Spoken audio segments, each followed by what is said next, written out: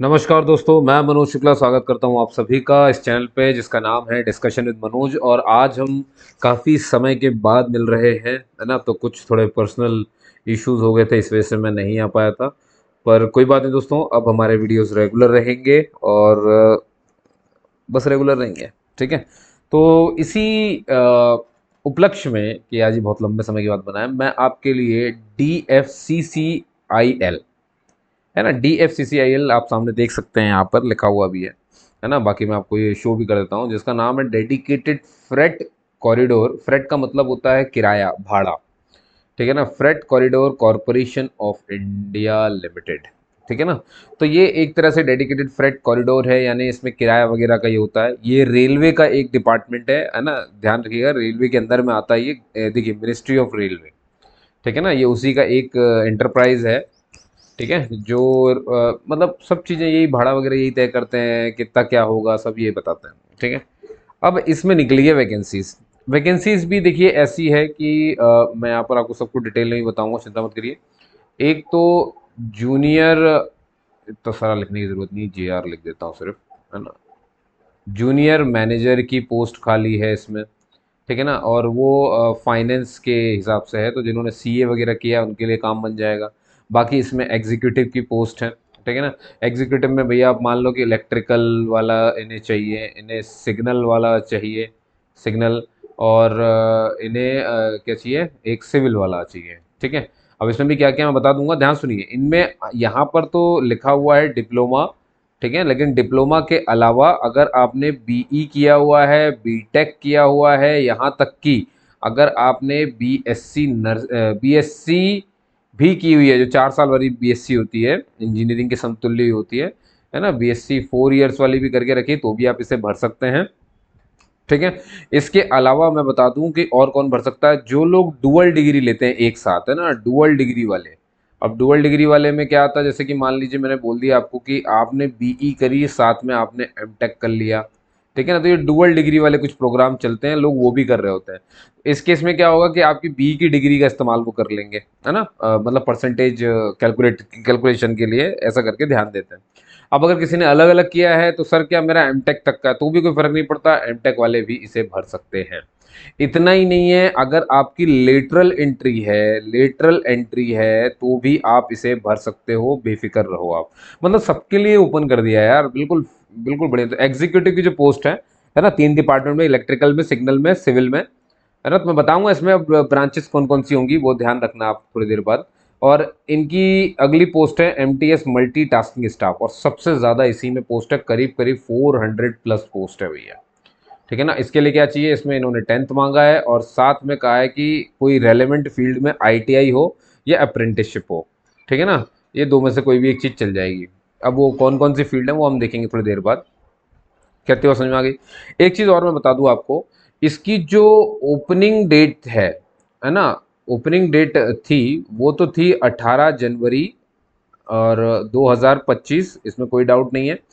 इसकी closing date, मेरी बात बहुत ध्यान सुनना, हड़बड़ाना नहीं, क्लोजिंग डेट पहले जो रखी गई थी वो थी 16 फरवरी 2025, जिसे बाद में कैंसिल कर दिया गया और इसे एक्सटेंड कर दिया गया, है ना। और एक्सटेंड करके अब इसको बना दिया गया है 22 मार्च 2025। ठीक है, ये थोड़ा सा ध्यान रखिएगा आप, है ना। बढ़ा दी डेट, बढ़ा दी उसकी, तो ये एक फ़ायदा हो गया। बाकी अब देखिए इसमें क्या है कि सिलेक्शन जो, यानी जो इनका प्रोसेस है पूरा का पूरा, ये ऐसा करेंगे कि पहले तो ये कंप्यूटर बेस्ड टेस्ट 1 लेंगे, है ना। अब ये जो कंप्यूटर बेस्ड टेस्ट 1 रहेगा, ये पूरी तरीके से स्क्रीनिंग वाला है। मतलब स्क्रीनिंग का मतलब ये होता है कि आपको सिर्फ इसे पार करना है, इसका नंबर नहीं जुड़ने वाला है मेरिट में। जो लोग इसको पास कर लेंगे उनको जाना पड़ेगा CBT 2 में, कंप्यूटर बेस्ड टेस्ट 2 में, है ना। और इसमें फ़र्क ये है कि देखिए CBT 1 में तो 100 क्वेश्चन है, और 100 क्वेश्चन है और 90 मिनट का टाइम मिलेगा। वहीं CBT 2 में आप ये पाओगे कि यहाँ पर 120 क्वेश्चन हैं। ठीक है ना, और टाइम भी 120 मिनट ही मिल रहा है। ठीक है ना, ये फ़र्क पड़ेगा। नेगेटिव मार्किंग है, इसमें कोई मना नहीं है, ध्यान सुनिएगा। अब देखिए, अब मान लीजिए कि ये तो सिर्फ उनके लिए हो गए ये दो। अच्छा, मेरिट लिस्ट में सीबीटी टू काम करेगी, है ना, सीबीटी टू में आपने जो मेरिट लिस्ट है वो ये काम करेगा। अब यहाँ से मेरी बात ध्यान सुनिएगा, तो अगर आपने जूनियर मैनेजर या जूनियर इंजीनियर जो भी ये पोस्ट होगी और एग्जीक्यूटिव, इन दो के लिए आप जब अप्लाई करोगे तो आपको सिर्फ यही दो पायदान से निकलना होगा, सीबीटी वन और सीबीटी टू। लेकिन अगर आपने एमटीएस के लिए अप्लाई किया है तो आपको सीबीटी वन भी देना है, सीबीटी टू भी देना है, और इसके बाद आपका हो जाएगा पीईटी, है ना, क्या हो जाएगा, पीईटी, यानी कि फिजिकल एफिशिएंसी टेस्ट, सॉरी, ठीक है ना, फिजिकल एफिशिएंसी टेस्ट है, ये हो जाएगा आपका। अब फिजिकल एफिशिएंसी टेस्ट में क्या होगा मैं बताऊंगा आपको थोड़ी देर में, पर मैं हल्का सा जानकारी दे देता हूँ, उसमें सब लिखा हुआ है, इसमें पर्सनल बात नहीं है। देखिए, नेगेटिव मार्किंग है, पहले मैं वो उसके बारे में बता दूं, फिर इसके बारे में बता दूं। नेगेटिव मार्किंग है, और नेगेटिव मार्किंग है 1/4, है ना, जो 1/4 मार्क्स कटते हैं ना हमारे गलत उत्तर क्लिक करने पे, इसलिए हर कुछ टच करके नहीं आना है आपको। अब मैं जो आपको बता रहा हूँ पीईटी, यानी कि जो आपका एफिशिएंसी है, फिजिकल की जो एफिशिएंसी है, यानी आपकी फिजिक की, यानी कि अपनी बॉडी की एफिशिएंसी कैसे नापेंगे, है ना, तो उसको ध्यान सुनना। ये क्या करेंगे, लड़के और लड़की दो हो गए कैटेगरी। लड़कों को ये 1 किलोमीटर दौड़ाएंगे, ठीक है, बहुत ध्यान सुनना। और आपको सॉरी 100 मीटर दौड़ाएंगे, 35 किलोग्राम का वजन दे देंगे आपको, और 2 मिनट में आपको उसे पार करना है, ठीक है ना, 100 मीटर 35 किलोग्राम और 2 मिनट में पार करना है। यही 100 मीटर महिलाओं को 20 किलोग्राम का वजन उठाना है और 2 मिनट उनके लिए भी पार कर देना है। ये हो गई एक एफिशिएंसी टेस्ट। दूसरे में वो क्या करेंगे, आपको 1 किलोमीटर दौड़ा देंगे। अब लड़कों के लिए टाइमिंग अलग है, लड़कियों के लिए टाइमिंग अलग है। लड़कों के लिए जो तय की गई है वो है 4 मिनट 15 सेकंड, ठीक है, कितनी तय की गई है, 4 मिनट 15 सेकंड में लड़कों को दौड़ लेना है। लड़कियों को दौड़ लेना है 5 मिनट 40 सेकंड में, वही 1 किलोमीटर। तो क्या आपको एफिशिएंसी टेस्ट क्लियर हो गया, बहुत बढ़िया। अब आप पूछेंगे सर इनका लोकेशन कहाँ है। देखिए, सीबीटी वन जो है ना, इसका सेंटर तो आपको ऑल ओवर इंडिया बहुत जगह मिलेगा, भोपाल भी मिलेगा, ठीक है ना। और मालूम है ना, ये स्क्रीनिंग टेस्ट है, इसका कुछ नंबर नहीं जुड़ना है किसी भी चीज में। सीबीटी टेस्ट, सीबीटी टू जो है, कंप्यूटर बेस्ड टेस्ट टू, ये सबसे इंपॉर्टेंट है। इसका सिलेबस वगैरह मैं अभी आपको बताऊंगा, सब आपको दिखाऊंगा, चिंता मत करिए।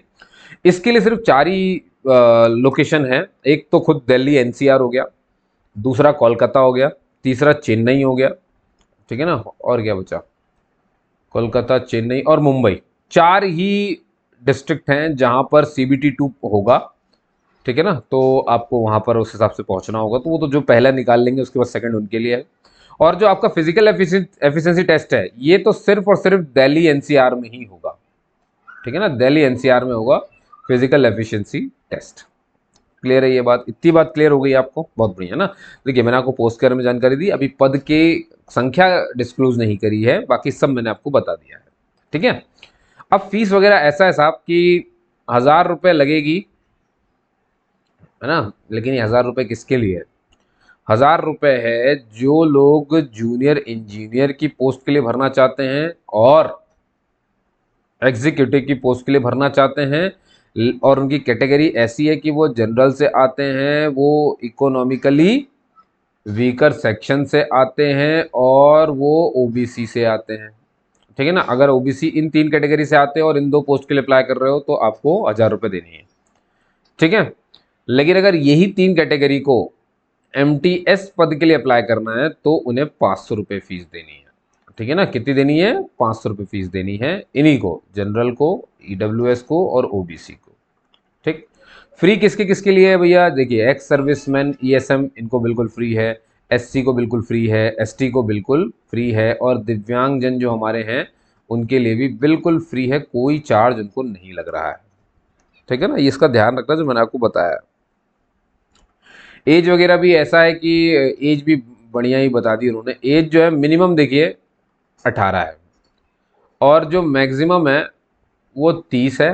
लेकिन 30 किसके लिए है, जूनियर इंजीनियर के लिए 30 है और एग्जीक्यूटिव के लिए 30 है, ठीक है ना। लेकिन एमटीएस के लिए जब आप देखोगे ना तो यही 33 हो जाएगी। तो मैक्सिमम एमटीएस के लिए, एम लिख रहा हूँ सिर्फ, वो 33 हो जाएगी। अब ये ध्यान सुनना, ये जो मैं एज लिख रहा हूँ ना, ये सिर्फ जनरल के हिसाब से है ना। अब देखिए, आप इसमें क्या करना, मैक्सिमम बढ़ जाता है सबका, सबको पता है।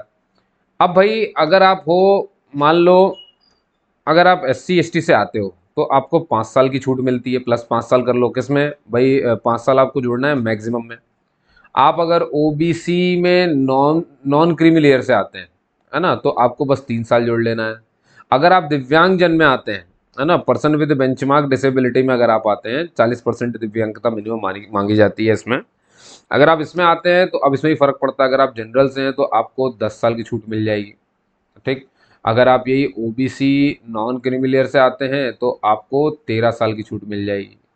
और यही आप एससी एसटी से आते हैं तो यही आपको 15 साल की छूट मिल जाएगी। तो इतना दिव्यांगजनों को छूट मिल जाती है। और हमारे जो एक्स सर्विसमैन होते हैं उनको 3 साल, और उनकी रेंडर्ड सर्विस जो होती है ना, जिन्होंने की होती है, उसके हिसाब से उनको जो है छूट मिलती है।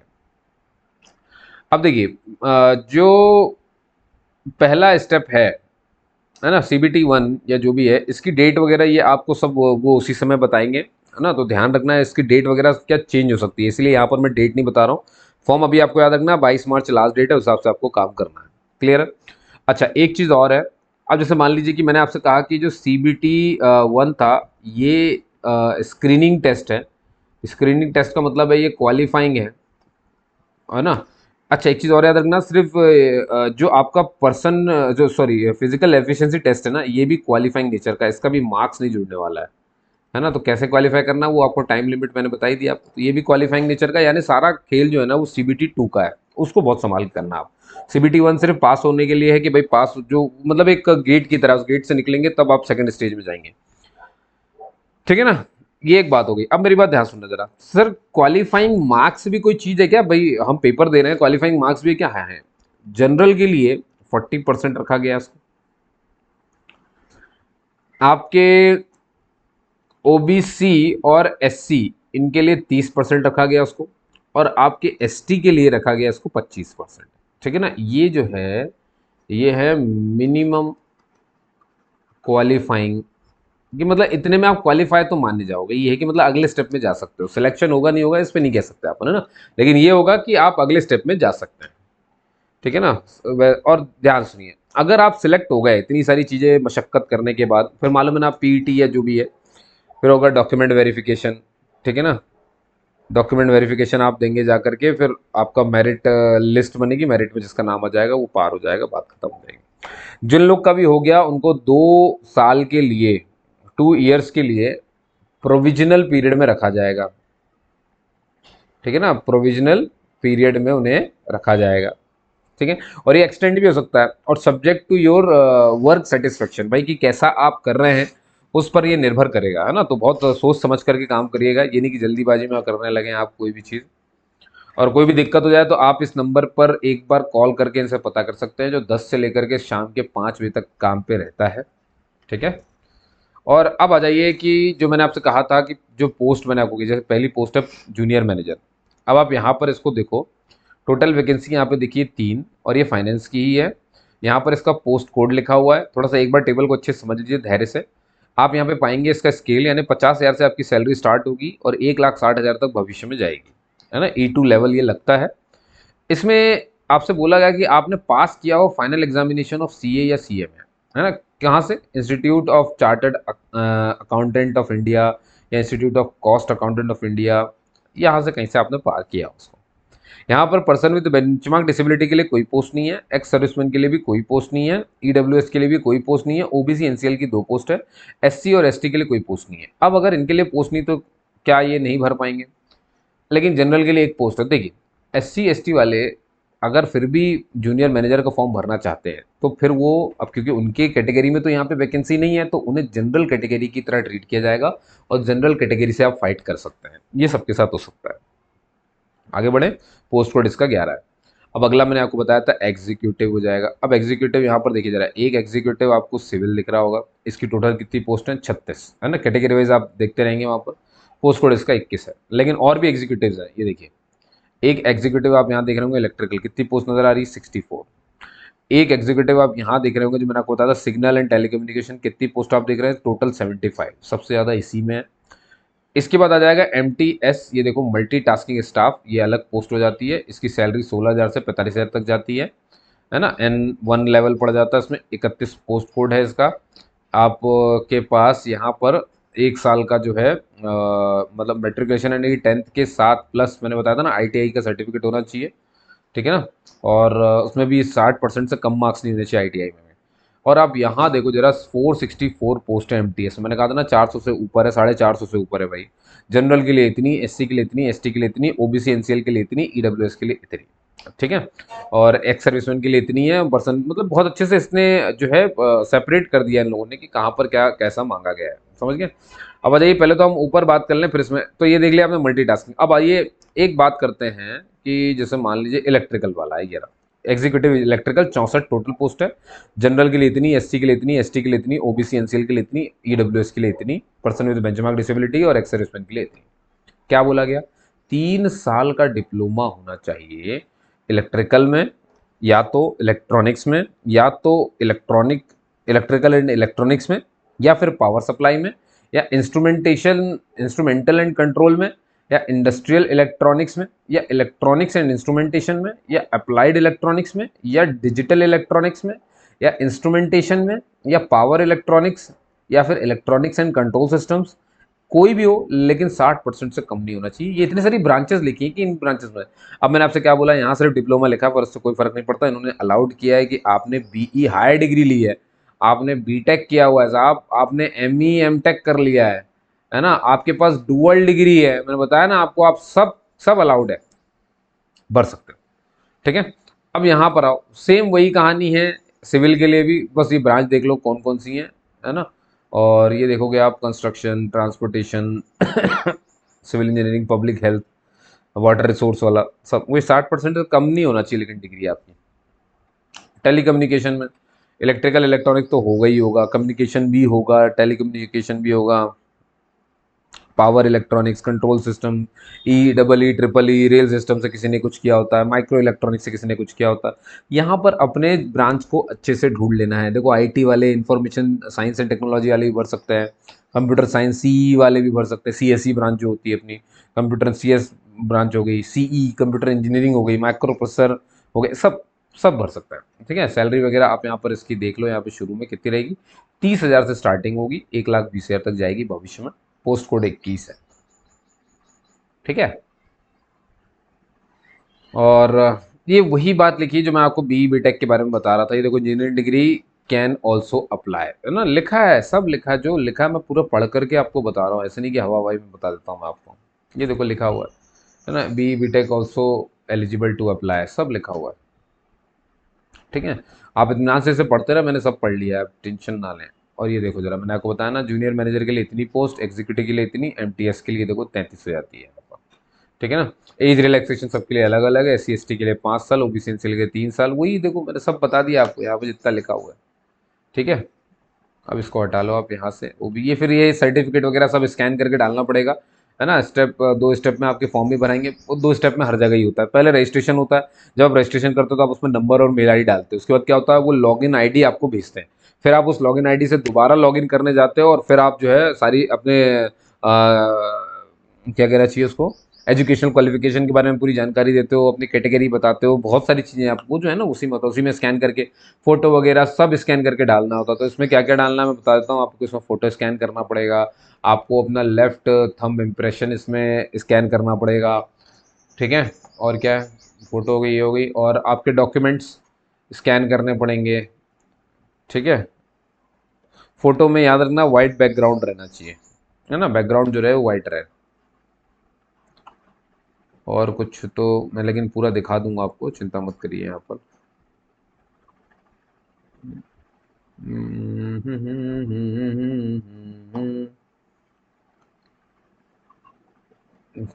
ठीक है। अच्छा, CBT 1 के पेपर को जरा ध्यान से देख लो आप, ये रहा CBT 1 में क्या रहेगा। मैथ्स रहेगी, 30 नंबर के क्वेश्चन आएंगे, जनरल अवेयरनेस से 15, करंट अफेयर हो गया, जनरल साइंस से 15, लॉजिकल रीजनिंग है, जनरल इंटेलिजेंस से 30 आ जाएंगे, नॉलेज अबाउट रेलवेज, और ये देखो DFCCIL, भैया 10 नंबर तो इसकी ही वेबसाइट छान मारना पूरी की पूरी, है ना। ये तो वीडियो ही 10 बार सुन लेना, आपको आधे से ज़्यादा जानकारी तो मैंने ही दे दी है।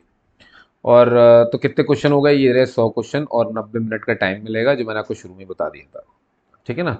और सेकंड स्टेज CBT 120 क्वेश्चन आएंगे, सब के सब ऑब्जेक्टिव है, 1 मार्क के क्वेश्चन, 120 मिनट आपको मिल रहे हैं, ठीक है। और इसका मैं आपको पेपर जो है वो अभी दिखा रहा हूँ, और क्वालिफाइंग मार्क्स इतने हैं, वो भी मैंने आपको ठीक ठीक सब बता दिया है। सोचा आपने कितना पढ़ा होगा, मैंने नॉर्मलाइजेशन वगैरह तो सब में होती है, उसको जान दो आप, है ना। और पीईटी वगैरह फिजिकल एफिशिएंसी टेस्ट ये भी मैंने आपको बता दिया, आप यहाँ पर भी इसे पढ़ सकते हैं। ठीक है ना, ये मेल के लिए हो गया, ये फीमेल के लिए हो गया, और ट्रांसजेंडर के लिए भी है। ठीक ठीक ठीक ठीक ठीक ठीक, नहीं नहीं, मैं देख देख रहा हूँ, बस कुछ मिस नहीं होना चाहिए, बस इसीलिए पलट रहा हूँ। बाकी मैंने आपको बता सब दिए, सारी महत्वपूर्ण जानकारी आ गई आपके पास यार ना। 5 फोटो रखनी पड़ती है तो सबको पता है। लसिक सर्जरी वाले, जिन लोग की आंखों की लसिक सर्जरी करवाई होती है, वो एलिजिबल नहीं है इसमें, वो इसका ध्यान रखेंगे। ठीक है ना। और ये CBT 1 का आप देख सकते हो, ये जो है ना, ये सेंटर है पूरा का पूरा, है ना। जैसे अब अपन भोपाल से, देखो भोपाल है इसमें, लेकिन वहीं जब आप जाओगे और आपको 3 प्रेफरेंस मिलेगी भैया, 3 एग्जामिनेशन सेंटर आप चुन सकते हो प्रेफरेंस में। जब इसको क्वालिफाई कर लोगे, सेकंड स्टेज में आओगे, तो आपको देखने को मिलेगा सिर्फ 3 ही जगह ऐसी हैं, एक है दिल्ली, एक कोलकाता, एक मुंबई, एक चेन्नई, है ना। मतलब 4 जगह टोटल आपको देखने को मिल जाती है। फिर आ जाएगा आपका फिजिकल एफिशिएंसी टेस्ट, यानी पीईटी वाला, मल्टीटास्किंग स्टाफ वाला, जो कि सिर्फ और सिर्फ दिल्ली। देखा मैंने, अब एक एक जानकारी वहीं शुरू के पन्ने में दे दी। किसी को समझना होगा शुरू में देख लेगा, बाकी तो टाइम वेस्ट हो रहा है बस। और ये देखो, ये भी मैंने बता दिया, जूनियर इंजीनियर और एग्जीक्यूटिव के लिए, अगर जनरल वाले, ओबीसी एनसीएल वाले और ईडब्ल्यूएस तो 1000 रुपये लगेगा। और यही 3 कैटेगरी वाले अगर मल्टीटास्किंग के लिए तो 500 रुपये लगेगा, और बाकी के लिए तो फ्री है, चाहे वो कोई भी पोस्ट भर ले। ठीक, सब बता चुका हूँ गुरु, सब बता चुका हूँ, तुम बस देख रहे हो, अब देखते जाओ। वैसे भी तुम्हें टाइम वेस्ट करना तो बहुत पसंद है, तो कर लो 2 मिनट और मेरे साथ। प्रोबेशन 2 साल का है। मजाक कर रहा हूँ यार, ऐसा मत सोचा करो कि मैं तुम्हारी खिल्लियाँ उड़ाता हूँ। आदमी आधे से ज़्यादा परेशान चल रहा है, समझ गया ना। आज के ज़माने में बस मैं इतना जानता हूँ कि भैया आप बैलेंस होकर के चलें ना, आप एक तरफ हो जाएं बिल्कुल डेडिकेट, है ना। जानते हैं, मैं एक बहुत अच्छा एग्जांपल आपको देता हूँ। आप ना, आप बाघ की तरह काम करें, शेर की तरह काम करें। ये काम कैसे करते हैं, देखो, आपने देखा होगा जब शिकार करना होता है, तो पूरा मतलब जब शिकार उसके सामने होता है, तो क्या वो पहले ही दौड़ जाता है? कोई भी शेर पहले नहीं दौड़ता है, वो पहले झाड़ियों में पूरे शरीर को जमीन पे टच कर देता है, एकदम ऐसे बैठ जाता है। देखा है आपने? ठीक है, बैठ जाता है, पूरा टच रहता है ना, पूरा एकदम उखड़ू, धीरे धीरे धीरे धीरे ऐसे ऐसे, मतलब शरीर को जमीन से चिपका करके चलता है, पास पास आता है। जानते हो इसका मतलब क्या है? इसका मतलब रियल लाइफ में आप ऐसे निकालें कि ना वो पूरा खड़ा हुआ, ना उसने जमीन छोड़ी, एकदम घसीट रहा है। समझ गया ना। शुरुआत हमारी ऐसी होती है। आपको ना क्या होता है, देखो, मैं नहीं कह रहा कि आपको यूपीएससी या कलेक्टर बनने की बड़ी इच्छा है या कुछ भी है तो आप अभी के अभी सब छोड़ दो। कई लोग क्या करते हैं, अपनी प्राइवेट जॉब छोड़ देते हैं और उसमें लग जाते हैं, 1-2 महीना बढ़िया चलता है, फिर फ्रस्ट्रेशन आ जाता है। उसकी वजह ये होती है कि भाई अब आपके सामने वाला बढ़ रहा है, आप नहीं बढ़ रहे हो, फिर आपको डर आ जाता है कि यार इतनी अच्छी तैयारी नहीं चल रही है। क्या 1-1.5 महीने बाद ना हम वो भीड़ देख लेते हैं जो हमारे साथ तैयारी में जुटी हुई है। उसी भीड़ में हमें कुछ लोग मिल जाएंगे जो अपना दैनिक कार्य कर रहे हैं, जो दैनिक किसी जॉब में हैं, उसके बाद बेचारे शाम को कोचिंग चले आते हैं। आप मिलोगे ऐसे लोगों से, मुलाकात होती है, तो फिर लगने लगेगा, अरे यार मैं क्या कर रहा हूँ यार, मैं सुबह से तो मेरा, क्योंकि क्या होता है ना, जब आप एकदम खाली हो जाओगे ना, तो आपको मालूम चलेगा आप कब उठे, अचानक शाम हो गई, अरे यार समय तो यूं निकल गया। इसीलिए कहते हैं कुछ छोड़ना नहीं चाहिए ना, बैलेंस करके चलिए, जैसे शेर ना, बिल्कुल बैलेंस करके धीरे धीरे। क्या करना है, वो जो हिरन उसको नजर आ रहा है शेर को, आपके लिए वो हिरन यूपीएससी का वो एग्जाम है, वो पल है। देखा है आपने? जैसे जैसे हिरन के पास वो पहुंचेगा, धीरे धीरे वो खड़े होना शुरू कर देगा, और एक समय ऐसा आएगा कि जमीन पे वो होगा ही नहीं। चीता को देखा है आपने? वो इस हवा में बात करता 100 मीटर, है ना। तब उस स्टेज का मतलब क्या है? उस स्टेज का मतलब ये है कि पहले तो आप अपनी तैयारी को पास पहुंचाइए, और जब आप पास पहुंचा रहे हैं ना, तब आप अपने पास बैलेंस, यानी जेब में सिक्के खनकते रहें, पैसे बचते रहें, ताकि ये ना आए कि भाई कहीं मैं अगर इस सफर को पूरा नहीं कर पाया तो ये भी छूट गया मुझसे। ठीक है ना? पहले आप जाते रहे जाते रहे, जब लगा आत्मविश्वास आ गया कि यार अब तो मैं इसे पकड़ लूंगा, ग्रैब कर लूंगा, अब शेर या चीते की तरह जमीन से खड़े हो जाइए और तेजी से भागिए। तब वो सब कुछ छोड़ देता, सब दाव पे लगा देता है। देखा है आपने उसको पकड़ने के लिए मात्र। ऐसे ही आप भी करें, जब तक आपको लक्ष्य पास में ना लगे ना, तब तक अपनी लाइफ को बैलेंस करिए। किसी की बात नहीं बताइए, बहुत सारे मोटिवेशनल स्पीकर हैं, और देखिए मोटिवेशन वर्ड ही मुझे बेकार लगता है। प्रेरणा, प्रेरणा जैसी कोई चीज़ नहीं होती है ना। ये सिर्फ नाम के लिए अच्छा है ना। इसको ज़िंदगी में अपनाने की आपको ज़रूरत नहीं है। प्रेरणा हवा के समान होती है। मोटिवेशन, कोई अपने नाम ना सोचने लगे इसमें, इसलिए इंग्लिश में भी बोलना लगातार रहेगा। आप मेरी बात समझ गए ना? आप देखिए, जो एग्जाम्पल मैंने आपको दिया ना, वो एकदम सटीक है। आपको वो शेर बनना है, नेचर आपको सिखा रहा है। आप कहाँ लगे हो किसी में सीखने में? वाइल्ड लाइफ ये डिस्कवरी ठीक से देखी होती तो उससे क्या अप्लाई कर सकते हो अपने जीवन में। अब आप लोग देख रहे हैं naked and man versus women. अब आपको नंगपन देखने में फुर्सत नहीं है ना। नंगपन तो हर जगह फैला हुआ है साहब, क्या नंगपन देखने में लगे हो आप? इंस्टाग्राम में भी नंगपन ही देख रहे हो, लड़के तो और, है ना, उन्हें तो बस कोई ठुमका लगाती मिल जाए तो वो लगे हुए हैं उसमें देखने हुए। लड़कियों का भी अलग, वो अपने ही फोटो डालते रहते हैं, क्या करोगे ये सब फोटो डाल वाल के यार, क्या ही मिल जा रहा होगा आपको, मैं नहीं जान रहा। कुछ सब तो नहीं कमा रहे इंस्टाग्राम से, मुझे नहीं लगता, है ना, कुछ तो फॉलोअर्स लगे हुए हैं, कुछ नए नए पेजेस बनाते रहते हैं, अच्छी बात है बनाइए, लेकिन उसमें भी तो डेडिकेशन नहीं है आपका। और अगर ऐसा है तो फिर आप कहीं के नहीं रह जाएंगे, समझ गया ना। इसलिए एक तरफ होना जरूरी है। देखिए मेरा ही एग्जांपल ले लीजिए, मैं सिर्फ ऐसा नहीं कि सिर्फ एक यूट्यूब चैनल ही चला रहा हूँ, मैं साथ में और भी काम करते रहता हूँ। क्लियर है ना। ऐसा नहीं है कि मैंने सब कुछ छोड़ दिया, ये मेरे लिए, ये मेरा पैशन है, नहीं, ये तो मेरे लिए सिर्फ जानकारी का एक माध्यम है, मैं आपसे जुड़ सकूं। क्या सबको नहीं बता पाता, सबके पास नहीं हो सकता, मैं नहीं कह रहा मैं बहुत कुछ जानता हूं तो मैं बहुत एकदम अपना एक छोटा सा समय निकाल करके आप सबको देने पहुंचा, गलत बात है। मुझे ये लगता है कि अगर मेरे पास कुछ है, मुझे मुझे कुछ भी मालूम है, मुझे कुछ भी मालूम है, मुझे नहीं मालूम है वो सही मालूम है कि गलत मालूम है, मैं जो समझ पा रहा हूँ, जो मैं सीख पा रहा हूँ, वो मैं दूसरे तक पहुंचा पाऊँ, ये ज़रूरी बात होती है। क्या आप समझ गए मेरी बात। इसलिए थोड़ा चालाकी, स्मार्ट वे इसे ही कहते हैं ना एकदम। क्या है ना, आपको एकदम भी बेफिक्र नहीं हो जाना है और एकदम भी टेंशन में नहीं होना है, आपको बैलेंस बनाना है। तो चिपके रहिए बाघ की तरह जमीन से, धीरे धीरे बढ़ते ही लक्ष्य की तरफ, जब लगे पास आ गया तब जॉब छोड़ी, पूरी तैयारी में जोर मारा और पकड़ लिया, शिकार कर दिया उसका। उम्मीद है आप समझ रहे होंगे, है ना, क्योंकि तैयारी की ये जो लाइनें हैं ना, ये ऐसी होती है। फिर इसका सर्टिफिकेट वगैरह आ जाएंगे, मैं आपको सिलेबस दिखा देता हूँ जल्दी से और फिर इस वीडियो को एंड कर देता हूँ, बेवजह इसे लंबा करने से कुछ मतलब नहीं है। सीबीडी 2 का आपको मुझे सिलेबस दिखाना है ना। मेरी तो कॉरिडोर और ये बहुत लंबी पीडीएफ रहती है, ये रहा, आ जाइए ध्यान से देखिएगा, थोड़ी सी आपके लिए मैं इसे, ये इतना ठीक है ना, इतना ठीक है।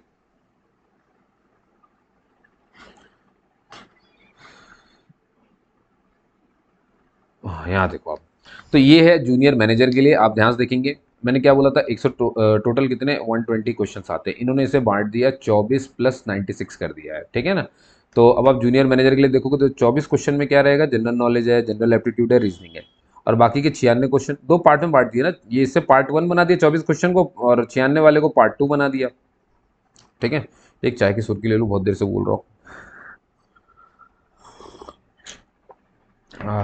अदरक। तो समझ गया ना। अब देखो 96 वाले में अभी आपका जो आप जिस फील्ड से उस फील्ड के जो क्वेश्चन आ गए, तो यहाँ पे टॉपिक साफ साफ लिखे हुए हैं कि क्या क्या है, direct tax and law, indirect tax, ये दुनियादारी के हैं, इनको आप देखें। एग्जीक्यूटिव सिविल के लिए वही 24 क्वेश्चन, तो सबके लिए जो है पार्ट 1 तो सबके लिए वही है कि भैया जनरल एप्टीट्यूड, जनरल नॉलेज और रीजनिंग पूछ रहा है, और 96 आपके उससे आ जाएंगे, देखो MCC, RCC, PSC, steel structure design, soil mechanic foundation engineering, public health engineering, transportation engineering, hydraulic, hydrology, hydraulics, सब आ गया वही का वही पूरा। इलेक्ट्रिकल में आ जाओगे तो भाई फिर वही पावर ट्रांसमिशन जुड़े 96 क्वेश्चन आपके, सर्किट एनालिसिस, कंट्रोल एनालिसिस में, मशीन इलेक्ट्रॉनिक मेजरमेंट आ जाएंगे। सिग्नल वगैरह वाले में आओगे तो पहला पेपर तो वही होना है, पार्ट 1, मतलब पार्ट 1 एक ही पेपर में दो पार्ट है, अगले वाले में आपको ये आ जाएगा। और मल्टीटास्किंग में यहाँ पर जनरल नॉलेज, न्यूमेरिकल एबिलिटी, ये फला फला फला फला चीज़ें, यही सब रहेगा, ठीक है। देख रहे हो ना आप पूरी की पूरी बातें, तो ये थी वो चीज़ जो आपको बतानी थी, है ना। ये फॉर्म वगैरह की पूरी जानकारी है, उसको आप छोड़ दें। तो दोस्तों उम्मीद करता हूँ आपको ये वीडियो अच्छी लगी होगी, है ना। कैसी भी लगी आप मुझे ज़रूर बताइएगा, है ना। तब तक के लिए जय हिंद जय भारत। और जो मैंने बात आपको बोली बाघ की तरह, उसके बारे में सोचिए, खुद भी एनालिसिस करिए, नहीं कि मैंने बोला तो अपने जीवन में उतार लिया, किसी ने बोला तो अपने जीवन में उतार लिया, मोटिवेशन के लिए सर्च मारने जा रहे हो, नहीं भाई, आपके अंदर है, उसको ढूंढोगे ना तो कहीं ढूंढने की जरूरत नहीं पड़ेगी। जब नेचर से सीखोगे ना तो कहीं से सीखने की जरूरत नहीं पड़ेगी। लगे हो तुम आदमी से सीखने में, आदमी तो क्या यार, आदमी खुद नेचर है, वो कैसे सीख रहा है, तुम उससे क्या सीख सकते हो भाई। मैं तो खुद यहाँ पे नेचर ही हूँ, खुद यहाँ वहां सीखता रहता हूँ। जो खुद सीख रहे हो तो आपको क्या सिखा सकते हैं। बेस्ट क्या है, आप खुद क्या सीख रहे हो, वो बेस्ट होता है। मैं जो खुद सीख रहा हूँ मैं उसे अप्लाई कर रहा हूँ, धीरे धीरे कर रहा हूँ अपने जीवन में। ऐसा नहीं कि सारे सक्सेसफुल हो जाते हैं सारे प्लान, है ना। ऊपर वाला क्या प्लान करता है वो उसका मामला है भाई, उसमें तुम कुछ नहीं कर सकते, तुम अपना प्लान करो, उस पर चलो। भगवान क्या करते हैं, उसको तराशते हैं। आपने तो पत्थर ले लिया प्लान के रूप में, भगवान आपको मोड़ मोड़ के ऐसी जगह ले जाएंगे जहां आपको जाना चाहिए था, ठीक है ना। तो आप तो अपना कर्म करिए, फिर बाकी भगवान पे छोड़ दीजिए, वो आपको तराश लेंगे हथौड़ी छेनी से, ठीक है दोस्तों। चलिए जय हिंद जय भारत, मिलते हैं अगले किसी वीडियो में, तब तक के लिए खुश रहिए, आबाद रहिए और मेहनत करते रहिए। मेहनत ही सब कुछ है ना। सोचिए क्या मिलना है क्या नहीं वो मत सोचिए।